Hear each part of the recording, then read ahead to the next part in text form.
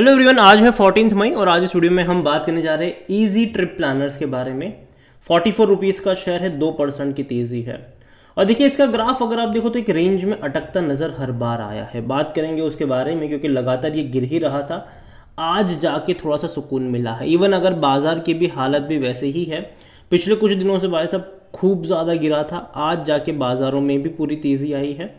और बात करेंगे वीडियो में कि इजी माई ट्रिप को लेकर अगर हम बात करें, इज ट्रिप प्लानर कह लो या फिर इज माई ट्रिप कह लो, कि भैया कहाँ पर सपोर्ट नज़र आ रहा है और रेजिस्टेंस भी कहाँ पर है, वो भी डिस्कस करेंगे। लेकिन उससे पहले अगर आपने चैनल को सब्सक्राइब नहीं किया तो प्लीज़ अभी इसे सब्सक्राइब ज़रूर कर लीजिएगा। तो 44 रुपीज़ का शेयर है, एक महीने में 1% की तेज़ी है। देखो एक झटके में तेज़ी आई थी, बाद में लगातार गिरता गया, आज फिर से एक दिन की तेज़ी दिखाई ज़रूर है। अगर आप एक साल का ग्राफ देखो तो 3-3.5% का डिक्लाइन है, लेकिन ग्राफ इंटरेस्टिंग है। तेज़ी गिरावट वाला चलता रहा है। जब यहाँ पर बॉयकॉट मालदीव्स वाला ट्रेंड चला था तब भैया इन्होंने काफ़ी अच्छे से अपने आप को मार्केट करा था, उस बॉयकॉट में बढ़ चढ़कर हिस्सा लेकर, और एक तेज़ी भी देखी हमने। बाद में फिर से गिरावट आई, ठीक है।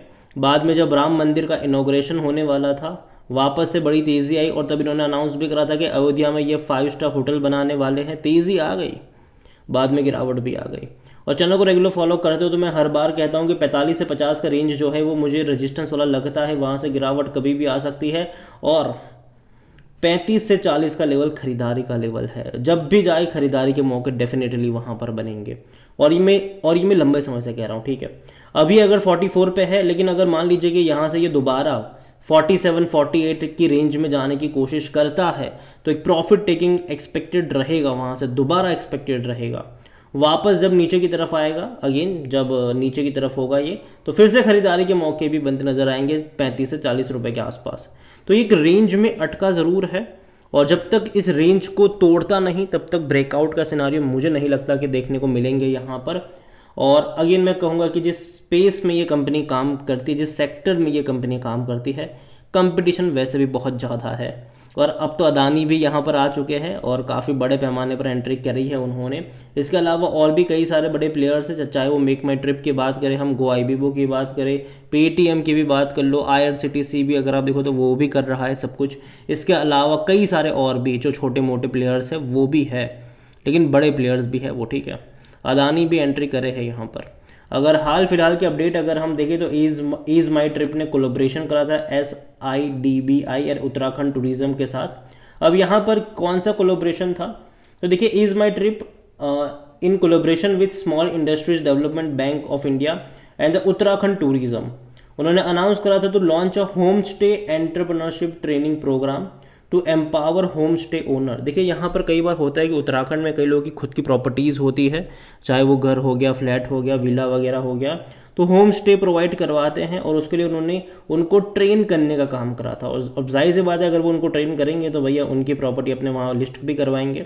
यहाँ पर अगर आप देखो this innovation training programme initiated in April and extended throughout May aims to enhance the capabilities of 150 homestay owners by equipping them with essential skills in hospitality and eco-friendly practice।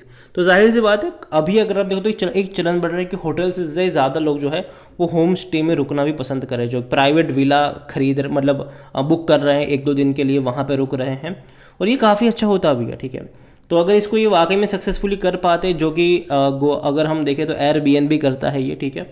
तो देखते हैं कि ये कर पाते हैं कि नहीं आने वाले टाइम में, लेकिन हाँ ये उतनी बड़ी बात भी नहीं है इनके लिए। यहाँ पर अगर आप देखो the session has awarded certificate to 31 home stay owners in Joshimath, 25 home stay owners in Guptkashi and 39 home stay owners in Ukhimath. तो ये उत्तराखंड की जगह है और काफ़ी टूरिज़्म वहाँ से आता भी है। जहाँ तक बात करें वैल्यूएशन को लेकर तो महंगा है ये, डेफिनेटली महंगा है ये। 54 का पी है। देखिए देखने में 44 रुपीज़ आपको सस्ता लग सकता है, ठीक है यार, 44 रुपीज़ का शेयर है, प्रॉफिट करने वाला शेयर है। रेवेन्यू भी अगर आप इनके देखोगे तो 165 करोड़ का रेवेन्यू था, 45 करोड़ का प्रॉफिट था। आपको देखने में सस्ता लग सकता है, लेकिन हमें समझना होगा कि इसने भैया बोनस भी दिया था, स्प्लिट भी हुआ था, उसके चलते आपको इसका प्राइस सस्ता देखने को मिल रहा है, वरना वैल्यूएशन के हिसाब से तो अभी भी महंगा है ये। सेक्टर P39 का है, कोई भी एनालिस्ट खरीदारी करने की बात नहीं कर रहा है। फाइनेंशियल जैसे कि मैंने कहा कि लास्ट क्वार्टर में अगर आप देखो तो रेवेन्यू में बहुत बड़ा जंप था दिसंबर में, लेकिन प्रॉफिट में जंप नहीं था, बल्कि प्रॉफिट में गिरावट थी, मतलब मार्जिन पे थोड़ा सा दबाव यहाँ पर ज़रूर है। मार्च के नंबर भी बहुत जल्दी आने वाले हैं और देखो मैं उस नंबर का वेट कर रहा हूँ, क्योंकि देखो एक्सपेक्टेशन मेरी ये है कि एटलीस्ट मार्च के नंबर अच्छे होते हैं, ठीक है, मार्च के नंबर अच्छे होते हैं। देखते हैं कि इस बार इसके नंबर्स अच्छे आते भी है कि नहीं, और उम्मीद है काफ़ी ज़्यादा हाई है। और मैं इतना ही कहूँगा कि अभी जब तक रिजल्ट्स ना आ जाए तब तक खरीदारी के मौके मेरे हिसाब से नहीं है। रीज़न ये है कि ऑलरेडी ये उस रेंज में है जहाँ से ना ही रिस्क है, मतलब रिस्क थोड़ा सा ज़्यादा है, रिवॉर्ड भाई साहब उतना ज़्यादा नहीं नज़र आ रहा है। क्योंकि जैसे कि मैंने कहा कि यहाँ से अगर 2-3 रुपये और बढ़ जाएगा तो ये एक रेजिस्टेंस वाली रेंज में चला जाएगा, जहाँ से प्रॉफिट टेकिंग आती रही है, मतलब हर बार आती हुई नज़र आई है। तो नंबर्स एक बार देख लीजिए, अगर नंबर्स में ऊंच नीच हुई, ऊपर नीचे हुआ, तो फिर बड़े मूवमेंट्स भी देखने को मिल सकते हैं। और जहाँ तक शेयर होल्डिंग के बारे में अगर हम बात करें तो जो प्रमोटर है उनके पास 64.30% का स्टेक है। अब प्रॉब्लम यह है कि प्रमोटर तो चलो यहाँ पर बिकवाली करते, हालांकि उससे पहले के क्वार्टर में 74% थे प्रमोटर के पास, तो अभी घट घट के ये 64 पर आए हैं। और ऐसा भी नहीं है कि चलो प्रमोटर ने बेचा तो यहाँ दूसरी तरफ इंस्टीट्यूशंस खरीद रहा है, ऐसा भी नहीं है। यहाँ पर अगर देखो तो 0.14% से म्यूचुअल फंड बेच के 0.06 पर आ गया, हालांकि उससे पहले और ज़्यादा क्वांटिटी थी जून से पहले भी। डोमेस्टिक वाले 2.36 से यहाँ पर 2.40 पर आ गए।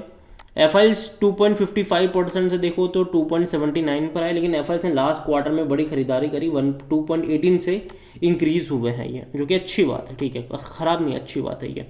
लेकिन जो बड़ी क्वांटिटी कोई खरीद रहा है तो यार वो रिटेल इन्वेस्टर्स हैं।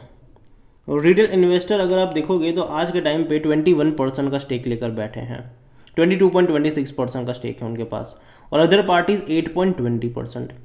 तो देखा जाए तो रिटेल इन्वेस्टर बड़ी क्वांटिटी में यहाँ पर इन्वेस्टेड है, और ये मेरे हिसाब से थोड़ा सा नेगेटिव पॉइंट रहेगा, क्योंकि प्रमोटर ने जब इतना कुछ बेचा है तो भैया दूसरी तरफ जो इंस्टीट्यूशंस हैं उनकी तरफ से बाइंग आनी चाहिए ना, तो वो यहाँ पर मिसिंग है।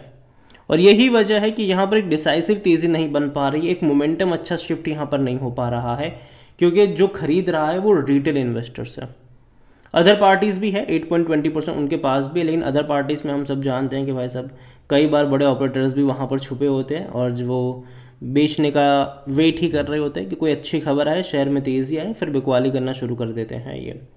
और जहाँ तक बात करें ईज माई ट्रिप को लेकर या ईजी ट्रिप प्लानर्स कह लो, 44 रुपीज़ का ये शेयर है, और अगर आप ग्राफ देख रहे हो तो सीधा पता चल रहा है कि अगर यहाँ से ऊपर जाने की कोशिश करेगा ये तो वापस से हर बार नीचे की तरफ आया ज़रूर है। देखो देखने में 44 रुपीज़ सस्ता लग सकता है कि चलो प्रॉफिट करने वाली अच्छी ट्रैवल कंपनी है, लेकिन हमें ये समझना होगा कि भाई साहब ये कई बार स्प्लिट मतलब इसने बोनस भी दिया है, स्प्लिट भी हुआ है, साल में 2 बार बोनस दे दिया था इसने एक ही साल में, तो ये दिक्कत है यहाँ पर। अगर बोनस वगैरह नहीं दिया होता तो आज भी इसका प्राइस 300 रुपये के आसपास होता। तो ये एक चीज़ है कि, और जब 300 का होता तब लोग खरीदने से पहले कतराते ज़रूर, ठीक है, अभी सस्ता लग सकता है, और लेकिन हाँ मुझे अभी भी लगता है कि कंपनी अच्छी है, देखो बुरी कंपनी नहीं है, मैं अगेन कह दूँ, लेकिन अभी एक रेंज में अटका है, ठीक है। और जब तक वैल्यूशन भी अगर मैं देखूँ तो थोड़ा सा महंगा तो है, ठीक है, जैसे कि मैंने कहा कि पी रेशियो से और ज़्यादा महंगे पी पर ये ट्रेड कर रहा है, जो एवरेज इंडस्ट्री पी है उससे ज़्यादा पी पर ये ट्रेड कर रहा है, तो कहीं ना कहीं प्रॉफिट टेकिंग यहाँ पर बननी चाहिए। हालांकि अभी मुझे लगता है कि आज की जो तेज़ी आई है हो सकता है कि 1-2 दिन तेज़ी बरकरार रहे, यहाँ से अगर हो सकता है कि ये 45, 46, 47 की रेंज में जाए, लेकिन फिर वहाँ से गिरावट दोबारा पॉसिबल भी होगी जो वापस इसको वहीं पर ला के छोड़ेगी जहाँ से ये शुरू हुआ था। तो मैं इतना ही कहूँगा कि मैं इस कंपनी के लिए इस कंपनी में मैं लॉन्ग टर्म का इन्वेस्टमेंट नहीं कर रहा हूँ, ये मेरा पर्सनल ओपिनियन है, ठीक है। मैं सिर्फ और सिर्फ स्विंग ट्रेड के लिए ही इसको यूज़ कर रहा हूँ पिछले 1 साल से। जब भी 35 से 40 की रेंज में आता है खरीदारी करने के मौके बनते हैं, जब भी 45 से 50 की रेंज में जाता है प्रॉफिट लो और भाग लो, यहाँ पर सिंपल सी बात है ये। अगेन ये मेरा पर्सनल ओपिनियन है, कोई भी इन्वेस्टमेंट एडवाइस नहीं। वीडियो को यहीं पे एंड करता हूँ, पसंद आया हो तो लाइक करें, शेयर करें, चैनल वगैरह पहली बार है तो प्लीज़ सब्सक्राइब करें। और ईजी ट्रिप प्लानर्स या ईज माई ट्रिप के बारे में आप क्या सोचते हैं वो भी आप मुझे कमेंट में लिख के बता सकते हैं। Thank you.